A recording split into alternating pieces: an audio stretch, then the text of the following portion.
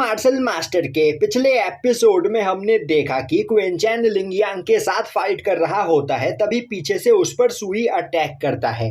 यह देखते ही क्वेंसू बीच में आते हुए उससे फाइट करने लगती है। अब क्वेंसू को अपने सामने देखते ही सुई अपने सबसे खतरनाक टेक्निक्स का यूज करते हुए उस पर अटैक करता है, पर क्वेंसू उसके सभी अटैक्स को ब्लॉक करते हुए उसे घायल कर देती है। पर सुई के अटैक्स भी काफी ज्यादा खतरनाक होते हैं, जिस वजह से क्वेंसू भी वहां पर घायल हो जाती है। यह देखते हुए क्वेंचैन लिंगयांग को मारते हुए खुद से दूर फेंक देता है और क्वेंसू के पास आते हुए उसे संभालता है।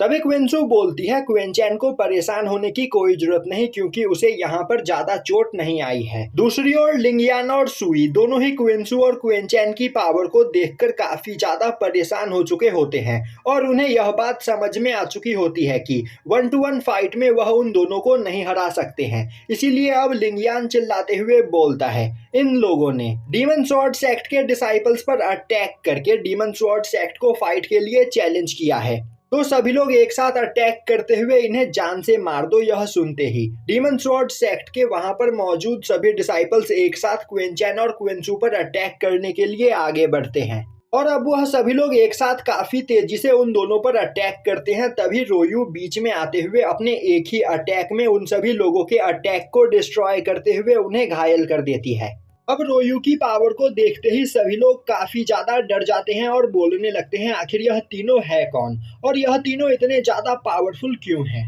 दूसरी ओर लिंगयान और सुई भी रोयू की पावर को देखकर काफी ज्यादा डर चुके होते हैं।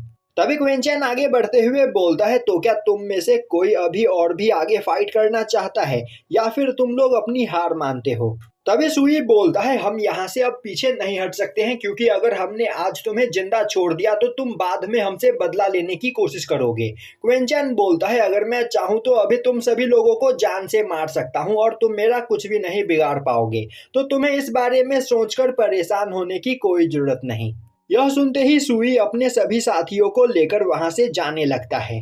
तभी रास्ते में लिंगयान बोलता है, ब्रदर सुई, वह सभी लोग बहुत ही ज्यादा पावरफुल है और हम सभी लोग एक साथ मिलकर भी उन्हें नहीं हरा सकते हैं, इसीलिए हमें इस बारे में भूल जाना चाहिए। सुई बोलता है, मैं मानता हूँ कि वह सभी लोग बहुत ही ज्यादा पावरफुल है, पर मैं अपनी बेइज्जती को इतनी आसानी से नहीं भूल सकता हूँ। लिंगयान बोलता है, तो ब्रदर अब आप आगे यहाँ पर क्या करने वाले हो। सुई बोलता है, इस कंपटीशन के स्टार्टिंग में मैंने देखा था कि हानफी इस पर्सन क्वेंचैन से काफी ज्यादा गुस्सा था और अगर उस वक्त सेक्ट मास्टर वहां पर नहीं आते तो हानफी क्वेंचैन को जान से मारने की कोशिश कर सकता था। इससे यह साबित होता है कि हानफी क्वेंचैन का दुश्मन है, तो हमें इसका फायदा उठाना चाहिए। तो फिर क्यों ना हम हानफी और क्वेंचैन को आपस में फाइट करवा दे और फिर जब वह दोनों आपस में फाइट करने के बाद थक चुके होंगे तब हम उन पर अटैक करते हुए उन्हें जान से मार देंगे और ऐसा करके हम हानफी और क्वेंचैन दोनों को ही अपने रास्ते से हटा सकते हैं, जिसके बाद डीमन स्वॉर्ड हमें मिलेगा और फिर मैं डीमन स्वॉर्ड सेक्ट का नया मास्टर भी बन जाऊंगा।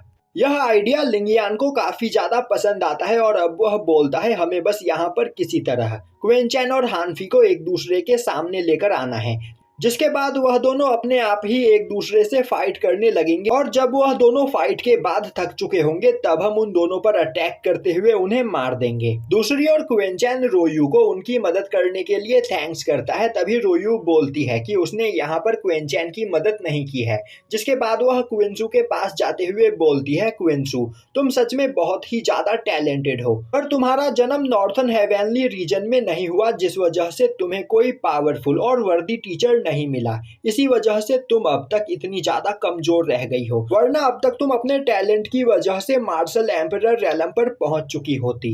क्वेंसू रोयू को उसकी तारीफ करने के लिए थैंक्स करती है। तभी रोयू बोलती है कि क्वेंसू और वह काफी अच्छे दोस्त बन गए हैं, इसीलिए वह क्वेंसू को अपने साथ अपने सेक्ट में शामिल होने के लिए लेकर जाना चाहती है, जहां पर ट्रेनिंग करके क्वेंसू की पावर और भी ज्यादा बढ़ जाएगी और फिर फ्यूचर में क्वेंसू से फाइट करने के बारे में कोई सपने में भी नहीं सोच पाएगा। तभी क्वेंसू रोयू को थैंक्स करते हुए बोलती है, रोयू ने उसे अपने सेक्ट में इनवाइट किया। यह देखकर उसे काफी ज्यादा अच्छा लगा, पर वह अभी किसी भी सेक्ट को ज्वाइन करना नहीं चाहती है। तभी रोयू बोलती है, क्वेंसू, क्या तुम सुनना नहीं चाहती कि मैं तुम्हें कहां पर इनवाइट कर रही हूं? मैं तुम्हें इन्फोर्समेंट हॉल में इनवाइट कर रही हूं। यह सुनते ही क्वेंसू हैरान होते हुए बोलती है, तो क्या तुम इन्फोर्समेंट हॉल से बिलोंग करती हो? रोयू बोलती है, नहीं। मैं इन्फोर्समेंट हॉल की स्टूडेंट नहीं हूँ, पर बस मेरे कहने मात्र से ही इन्फोर्समेंट हॉल के लोग तुम्हें शामिल कर लेंगे, जहाँ पर ट्रेनिंग करके तुम काफी ज्यादा पावरफुल बन जाओगी। पर क्विंसू उसे मना कर देती है और अब वह क्विंचैन के साथ वहाँ से आगे जाने लगती है, जो देखकर रोयू को थोड़ा बुरा लगता है। पर अब वह भी उनके पीछे पीछे जाने लगती है। अब हमें दिखाया जाता है कि थोड़ी देर के बाद लिंगयान और हानफी क्विंचैन को फंसाने का प्लान बनाते हुए एक जगह पर पहुंचते हैं। तभी उसके सामने से चलते हुए क्विंचैन भी अपने दोनों साथियों के साथ वहां पर पहुंच जाता है, जिन्हें अचानक से देखकर वह सभी लोग डर जाते हैं। तभी सुयान और चैंसी भी उस जगह पर अपने साथियों के साथ पहुंच जाते हैं। अब उन सभी लोगों को एक ही जगह पर देखते हुए रोयू सोचने लगती है, तो यह बिल्कुल सही रास्ता है और हम लोग काफी जल्दी यहाँ पर पहुंच गए। अब क्विंचैन को देखते ही सुयान का एक साथी उसे बताता है, सिस्टर यह वही पर्सन है जिसने कैंडो ब्रिज कंपटीशन के दौरान गोल्डन स्वॉर्ड पाथ को एक्टिवेट किया था। और तभी उसकी नजर क्विंचैन के बगल में खड़ी क्विंसू पर पड़ती है, जिसे देखते हुए वह बोलता है, सिस्टर और यह वही लड़की है जिसने 100 कैंडो लेयर्स बनाए थे। दूसरी ओर यह सब सुनकर सुई और लिंगयान की हालत खराब हो चुकी होती है। तभी सुयान आगे आते हुए बोलती है, एक बार टीचर ने मुझे बताया था कि अगर कंपटीशन के दौरान तुम लोग सुप्रीम स्वॉर्ड पाथ को एक्टिवेट कर लो तो तुम्हें कंपटीशन खत्म होने के बाद कुछ एडिशनल रिवॉर्ड भी मिलेंगे। तुम्हारा नाम क्विंचैन है ना, तो फिर क्यों ना तुम यहाँ पर मेरे साथ हाथ मिला लो, फिर हम दोनों एक साथ मिलकर इस कंपटीशन में अपने सामने आने वाले हर कॉम्पिटिटर को हरा देंगे। और अगर तुम इस कंपटीशन में जीतने में मेरी मदद करो तो मैं तुम्हें इसके बदले काफी सारे ट्रेजर्स देने के लिए तैयार हूँ। तभी क्विंचैन बोलता है, मिस सुयान आप गलत समझ रही हो, मुझे यहाँ पर ट्रेजर्स का कोई भी लालच नहीं है। तभी सुयान बोलती है, मुझे यह पता है कि हानफी तुम्हारा दुश्मन है और वह इस टेस्ट के दौरान तुम्हें जान से मारने की कोशिश करेगा, तो मैं तुमसे यहाँ पर प्रॉमिस करती हूँ कि अगर तुम मेरी मदद करो तो मैं तुम्हें हानफी से बचाऊंगी। क्विंचैन बोलता है, शायद से आप मेरी बात नहीं समझी, मैं यह कंपटीशन जीतने में किसी की मदद नहीं करने वाला हूँ, बल्कि इस कंपटीशन में खुद जीतने वाला हूँ, तो अब आप यहाँ से आगे जा सकती हो। तभी सुयान गुस्से में बोलती है, क्विंचैन मुझे बस यह बताओ कि यहाँ पर मेरी मदद करने के बदले तुम्हें क्या चाहिए, तुम जितना बोलोगे उतना ट्रेजर मैं तुम्हें देने के लिए तैयार हूँ। तभी क्विंसू आगे आते हुए बोलती है, क्विंचैन ने यहाँ पर एक बार तुम्हें मना कर दिया, तो क्या तुम्हें क्विंचैन की बात समझ में नहीं आ रही है।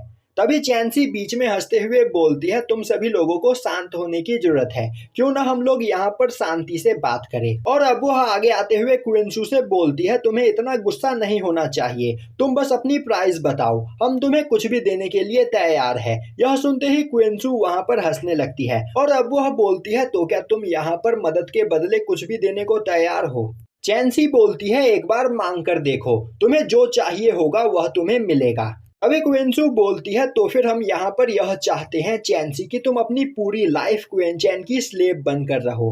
यह सुनकर चैंसी को काफी ज्यादा गुस्सा आता है और यहीं पर यह एपिसोड खत्म हो जाता है।